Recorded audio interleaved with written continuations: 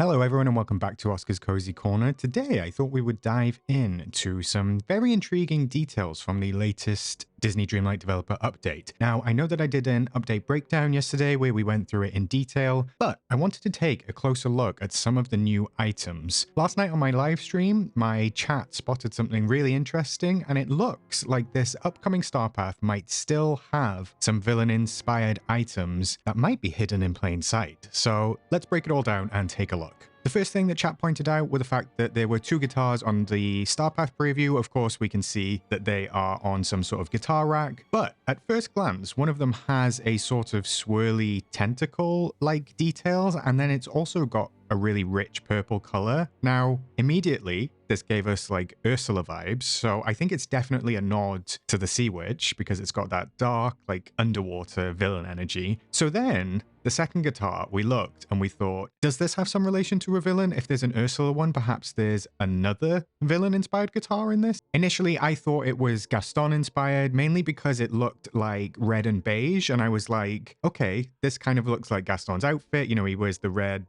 top with the beige sort of collar and arms on it. Also, I thought the top of the guitar kind of looked like his quiff in a way, but then if we change the lighting slightly, it looks like it might actually be more brown, black and beige.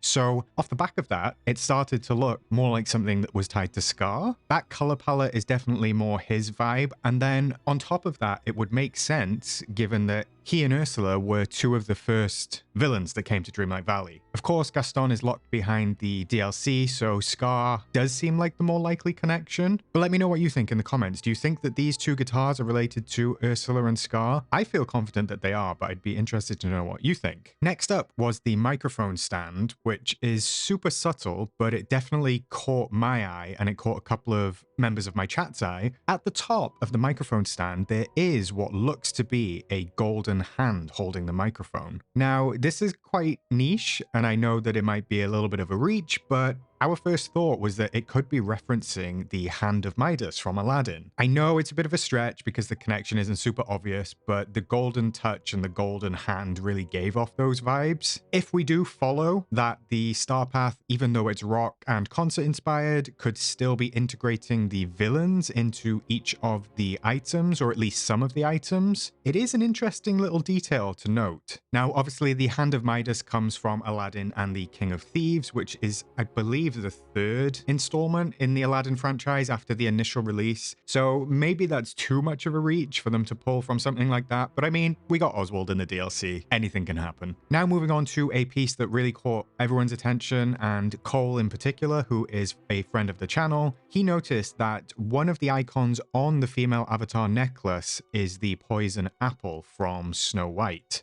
It kind of looks similar to the motif that we got in the Villain Star Path a few years ago. I don't believe that they've used the exact motif, but it is quite obvious that it is the poisoned apple charm on the necklace. Now, there are two other charms which seem to be present, and I can't make out what these are just yet. The quality of the video is not high enough for me to really identify what they could be. I have gone through all of the other motifs in the game on the Dreamlight Valley wiki, and I couldn't really find anything that lined up with the same shape or colors as the other two. If anyone has any idea, then do let me know in the comments what these other symbols could be. I do think that we're looking for something villains related. I also noticed that on the skirt, there's another couple of charms. I wonder if these are kind of motifs of classic villains as well. But I do think obviously the skirt will come with the charms, and I think that the necklace piece will be separate. So it does seem like a charm necklace that has iconic villain motifs on it. Definitely interesting. So even though the Star Path is clearly rock and roll concert themed, it does seem like it could have a villainous twist to it. Each of these items, whether it's Ursula's guitar, the possible Scar guitar, the Hand of Midas microphone stand, or the Snow White apple necklace, it does feel like it's drawing inspiration from those iconic Disney villains. And honestly, that is quite exciting to me. At first glance, it's definitely a different Star Path, as we've discussed at length, but I think it's quite interesting for Gameloft to go down this route, and I wonder if they're sat sort of like in the Gameloft offices thinking, oh no, everybody's kind of like misconstruing it and